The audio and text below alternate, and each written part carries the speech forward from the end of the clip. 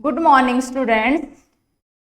जो नेक्स्ट हमारा टॉपिक है वो क्या है? Peptic ulcer. अरे क्या हो गया? स्टमक के अंदर क्या बन गए? अल्सर बन गए, घाव बन गए हैं, छाले पड़ गए। कहाँ पे? स्टमक के अंदर। अरे जो स्टमक होता है, अपना जो पेट होता है, अगर उनकी इसकी दीवारों पे जगह जगह पे क्या पड़ जाए? छाले पड़ जाए, घाव हो जाए, उन्हीं को आप क्या बोलते हो? अल्सर बोलते हो। हमारे मुंह में होते हैं ना अल्सर, माउथ अल्सर होते हैं कि नहीं होते भाई? कई बार छाले पड़ जाते हैं। वो अब कहाँ हो रहे हैं? ये स्टमक के अंदर हो रहे हैं, जिनको आप क्या बोलते हो? Peptic ulcer. इस पेप्टिक अल्सर में भी वही बैक्टीरिया काम आता है। कौन सा?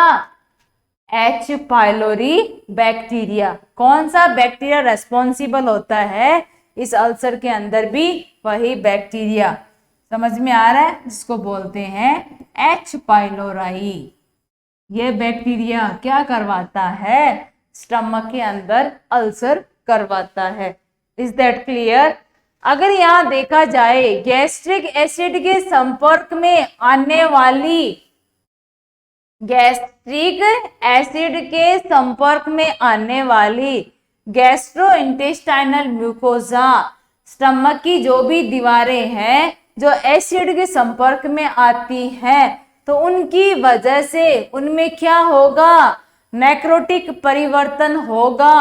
अरे टिश्यू खत्म हो जाएंगे, और वो टिश्यू खत्म होंगे तो वहां पे जगह बन जाएगी, घाव बन जाएगा। उसी को आप क्या बोलते हो? Peptic ulcer. अगर यहाँ पे देखा जाए, ये स्टमक है, यहाँ पे अगर इसकी दीवारों पे जगह जगह पे ये देखो ऐसे घाव बन जाते हैं, समझ में आ रहा है? उसी को आप क्या बोलते हो? Peptic ulcer. Is that clear? ये पेप्टिक अल्सर इसोफेगस में भी हो सकता है, स्टमक में भी हो सकता है, तथा कभी कभार क्या हो सकता है? जेजुनम के अंदर भी पाए जा सकते हैं। समझ में आ रहा है? अगर आपने गैस्ट्रोस्टोमी की है तो उसके पश्चात जेजुनम में भी ये देखने को मिल सकते हैं। ये सारे जीआईटी के ऑर्गन है, अंग है। आहार नाल का कोई भी भाग जो एसिड की कांटेक्ट में और पेप्सिन एंजाइम के संपर्क में आता है, उसमें भी इस प्रकार के अल्सर बन सकते हैं। अरे यहां से लेके यहां तक का खाना, जो जहां से खाते हैं और जहां से खाना बाहर निकालते हैं, वहां तक का जितना एरिया जिसमें किसी भी प्रकार का कोई अल्सर हो रहा है, क्या कहलाता है? Peptic ulcer. मोस्टली ये दो टाइप का ही होता है। एक होता है ड्यूडेनल अल्सर और एक होता है गैस्ट्रिक अल्सर। गैस्ट्रिक अल्सर का मतलब होता है आमाशय के अंदर अल्सर बन गए, घाव बन गए, और ड्यूडेनम के अंदर घाव बनना ड्यूडेनल अल्सर कहलाता है। समझ में आप लोगों को? अगर एसिड के कांटेक्ट में जितने भी हमारे पाचन तंत्र के ऑर्गन क्या होते हैं, संपर्क में आते हैं, और उनके अंदर क्या बन जाते हैं? घाव बन जाते हैं, उसी को आप क्या बोलते हो? Peptic ulcer. अगर यहां हम इस पेप्टिक अल्सर का डायग्राम देखें तो देखो ये डायग्राम, ये क्या है? हमारा स्टमक। ये क्या है? ड्यूडेनम। अब अगर इस ड्यूडेनम के अंदर देखो ये घाव बना हुआ है यहाँ पे, तो उसको आप ड्यूडेनल अल्सर बोल रहे हो।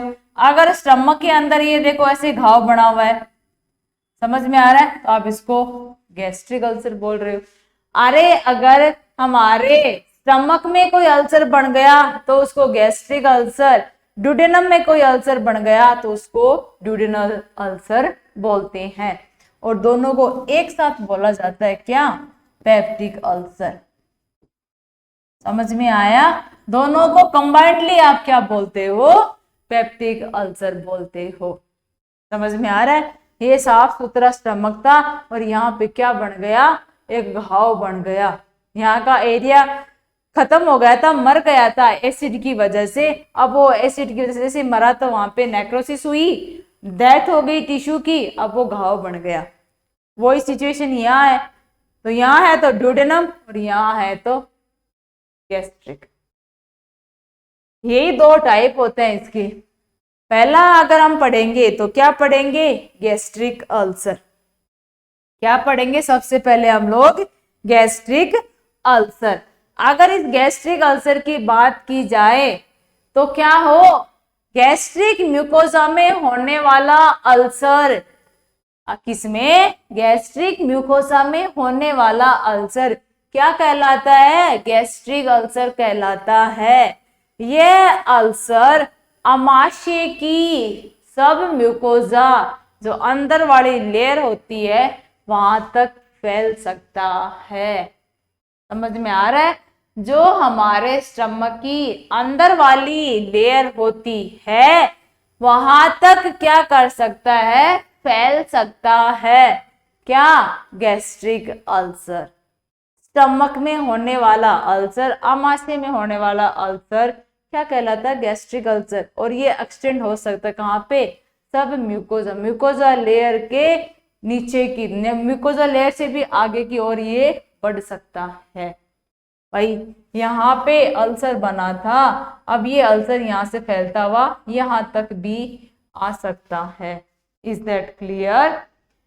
अगर यहाँ देखा जाए नेक्स्ट, यह एक्यूट तथा क्रोनिक दोनों प्रकार का हो सकता है। कारण क्या है, अगर किसी की पारिवारिक हिस्ट्री हो, किसके बारे में, इस अल्सर के बारे में, अगर उसको बार बार, मैंने बताया क्या हो रहा था, स्टमक का संक्रमण हो रहा था, गैस्ट्राइटिस हो रहा था, एच पाइलोरी बैक्टीरिया इस संक्रमण का मुख्य कारण है।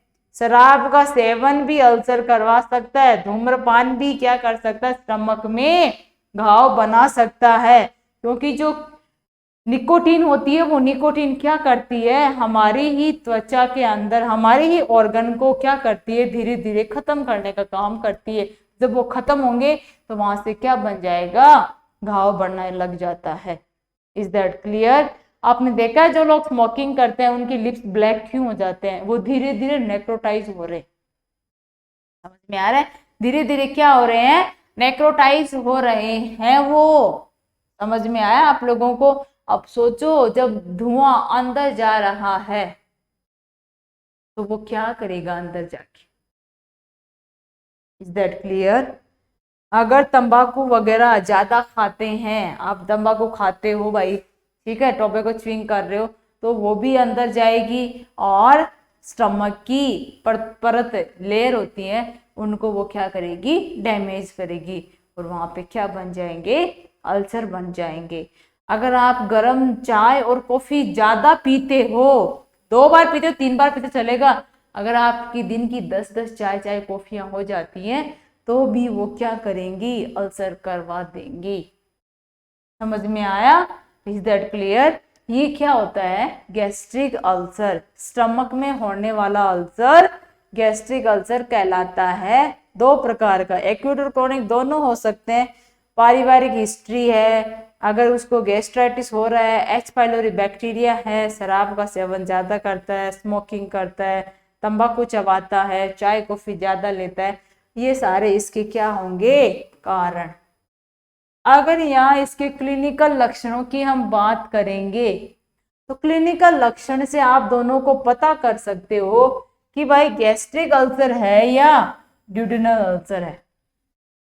मतलब पेप्टिक अल्सर तो है, बट इसमें भी स्टमक का है या ड्यूडेनम का है, वो कैसे पता करते हो, वो आप क्लिनिकल लक्षणों के आधार पे पता करोगे। तो जो ड्यूडेन गैस्ट्रिक अल्सर है उसमें क्या होता है, खाना खाने के कुछ समय बाद में क्या होता है, मिड एपिगैस्ट्रिक, अरे बीच में, पेट के बीच में, जहां आपका क्या होता है, अम्बलाइकस होता है, जस्ट इसके ऊपर क्या होता है, उसके आसपास के भाग में दर्द होता है, बर्निंग और क्रैम्प लाइक, इतना भयंकर पेन होता है। किसमें, गैस्ट्रिक अल्सर के अंदर। खाना खाने के कुछ समय बाद ही, आपने मान लो अभी 15 मिनट पहले खाना खाया है, खाना खाने के 15 मिनट बाद में अगर आपको दर्द होने लग गया तो वो तो होता है गैस्ट्रिक अल्सर का लक्षण।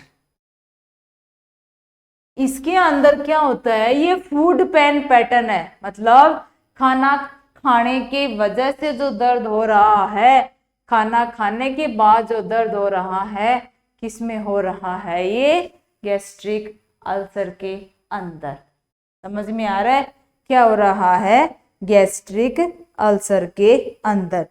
अगर यहाँ हम इसके नेक्स्ट लक्षण की बात करेंगे तो इसको क्या होगा, वही एनोरेक्सिया। क्या लगेगी इसको, भूख भी कम लगेगी। क्यों, क्योंकि उसको पता है मैं जैसे ही खाना खाऊंगा मुझे असहनीय दर्द होगा जिसको वो सहन नहीं कर पाता है, तो उस डर की वजह से वो खाना भी क्या करता है, कम कर देता है। उसको नोजिया वॉमिटिंग होंगी, मतलब उसका जी मिचलाएगा, उल्टियां भी उसको हो सकती है, और इस उल्टी के साथ में क्या आ सकता है, उसको खून। समझ में आ रहा है क्या आ सकता है, उस उल्टी के साथ में इसको खून आ सकता है। ये सारे क्या होंगे इसके क्लिनिकल लक्षण। दर्द कब हो रहा है, खाना खाने के तुरंत बाद में।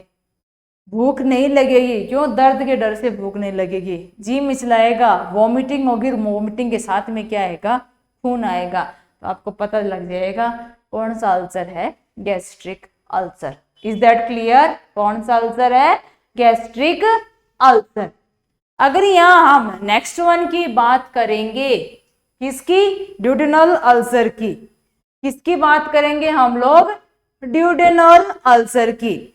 इस ड्यूडेनल अल्सर के अंदर आप क्या देखोगे कि वो स्थिति जो ड्यूडेनम की म्यूकोजा में उत्पन्न होती है, अरे वो अल्सर जो कहाँ हो रहे हैं, ड्यूडेनम के अंदर हो रहे हैं, उनको आप क्या बोलते हो, ड्यूडेनल अल्सर बोलते हो। कहाँ पे, अरे जो दिखाया तो था डायग्राम के अंदर। अगर यहाँ पे अल्सर हो रहा है उसको आप क्या बोलते हो, ड्यूडेनल अल्सर बोलते हो। इसका कारण वही एच पाइलोरी बैक्टीरिया माना जाता है। समझ में आ रहा है, एच पाइलोरी नाम का बैक्टीरिया ही इसका कारण माना जाता है। अगर यहाँ हम नेक्स्ट क्या करेंगे, इसके बारे में जो सिचुएशन है भाई, ये जो ड्यूडेनल अल्सर है, अगर इस ड्यूडेनल अल्सर के हम लक्षणों की बात करेंगे तो जो दर्द आपको गैस्ट्रिक में खाना खाने के बाद में हो रहा था, यहाँ पे जो दर्द होगा वो खाना नहीं खाने की वजह से होगा। अगर आपका पेट खाली है, समझ में आ रहा है, आपने पिछले 2-3 घंटे से या सुबह से आप 10 बज गए आपने खाना नहीं खाया है, आपको पेट में दर्द होने लग जाएगा। वो किस में होता है, ड्यूडेनल अल्सर में। अरे गैस्ट्रिक में क्या था, खाने की वजह से डर लग रहा था। क्यों, क्योंकि उसको पता अगर खाना खाऊंगा तो बहुत ज्यादा दर्द होगा। यहाँ पे क्या है, उसको ये लग रहा अगर मेरा पेट खाली हो गया या मैंने खाना नहीं खाया है तो मुझे दर्द होगा। तो खाने के 2-3 घंटे बाद ही, मतलब 2-3 घंटे बाद, क्योंकि आपको पता 2-3 घंटे तक ही स्टमक में रहता है, खाना भी आगे चला जाता है। तो हर 2-3 घंटे के बाद में अगर उसने कुछ नहीं खाया है पेशेंट ने, तो उसको दर्द होने लग जाता है। इसका मतलब है खाली पेट जो दर्द होता है उसको बोलते हैं ड्यूडेनल अल्सर। और इसके दर्द को कम करने का तरीका है, पेशेंट को खाना खाना पड़ेगा। क्या करना पड़ेगा, खाना खाना पड़ेगा। किसके अंदर, ड्यूडेनल अल्सर के अंदर। दोनों चीज समझ में आई। गैस्ट्रिक में क्या था, खाना खाने के बाद दर्द हो रहा था, यहाँ खाली पेट उसको दर्द हो रहा है इसलिए उसको खाना दिया जाएगा। उसमें वॉमिटिंग के साथ में खून आ रहा था, इसमें स्टूल जो पास आउट करेगा उस स्टूल के साथ में ब्लड आएगा। अरे जो स्टूल पास आउट करेगा उस स्टूल के साथ में क्या होगा, उसको ब्लड आएगा। वहां वॉमिटिंग के साथ ब्लड आ रहा था गैस्ट्रिक अल्सर में, यहाँ स्टूल के साथ उसको क्या आएगा, ब्लड आएगा। ये दोनों के क्या हो गए, लक्षण हो गए। समझ में आ रहा है आप लोगों को? वहां वो दर्द के मारे, डर की वजह से खाना नहीं खा रहा था, यहाँ भी दर्द के मारे, डर की वजह से खाना खा रहा है कि अगर मेरा जरा सा भी पेट खाली हुआ मुझे दर्द होने लग जाएगा, तो वो क्या करेगा, खाना खाएगा। समझ में आया आप लोगों को? ये क्या हो गए, क्लिनिकल लक्षण।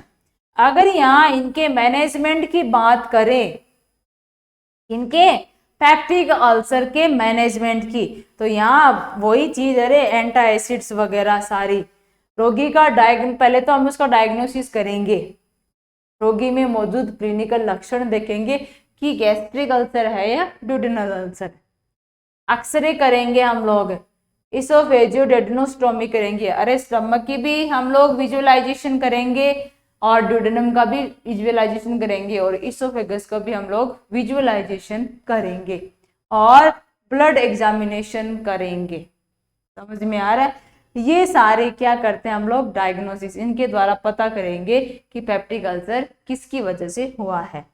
जैसे ही पेप्टिक अल्सर के बारे में पता चला तो हम उसको दवाइयां देते हैं, कौन कौन सी, एंटासिड्स, वही एल्यूमिनियम हाइड्रोक्साइड, मैग्नीशियम हाइड्रोक्साइड दे रहे थे ना वो सारी। H2 रिसेप्टर एंटागोनिस्ट हम उसको देंगे, समझ में आ रहा है, जिसमें रेनिटिडिन था, सिमिटिडिन था, ये हम इसको देंगे। समझ में आ रहा है? प्रोटॉन पंप इनहिबिटर जिसमें ओमिप्राजोल था, हम उसको क्या करेंगे, देंगे। म्यूकोजल प्रोटेक्टिव ड्रग्स, अरे जो स्टमक की लेयर को, परत को और ड्यूडेनम की परत को क्या करे, प्रोटेक्ट करे, सुरक्षित करे, वो दवाई हम उसको देंगे। म्यूकोजल प्रोटेक्टिव ड्रग जो क्या करे, परत को, लेयर को क्या करे, सुरक्षित रख पाए। समझ में आ रहा है?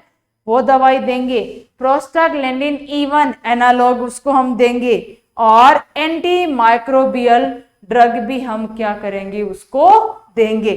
कौन सा, ये एंटी माइक्रोबियल ड्रग इसलिए दे रहे हैं क्योंकि क्या था, H पाइलोरी नाम का एक बैक्टीरिया था जो क्या करवा रहा था, पेप्टिक अल्सर करवा रहा था। Is that clear?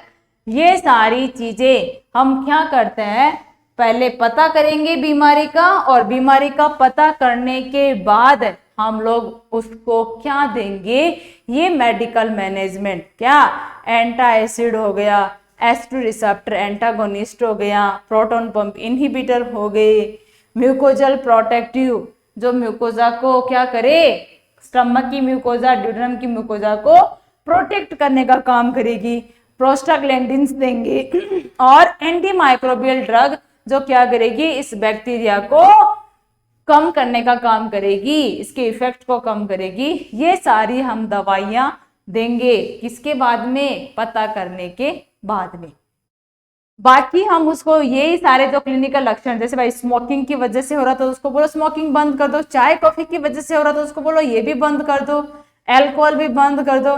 अब भाई खाने की वजह से हो रहा था, उस खाना तो बंद नहीं करवाएंगे, बट उसको ये कहेंगे भाई साहब कुछ आप ऐसा खाना खाओ जो आपके स्टमक को और ड्यूडेनम को इरिटेट ना करे। क्यों? क्योंकि आप अगर स्पाइसी फूड खाओगे तो एसिड ज्यादा बनेगा, एसिड ज्यादा बनेगा तो हमारी म्यूकोजा को वो उतना ही डैमेज करेगा तो वो घाव बढ़ेंगे और घाव बढ़ेंगे तो अल्सर पैदा हो गए। समझ में आ रहा है? तो ऐसी चीज खाओ जो दूसरी चीज को बढ़ाने का काम ना करे। दूसरी चीज क्या?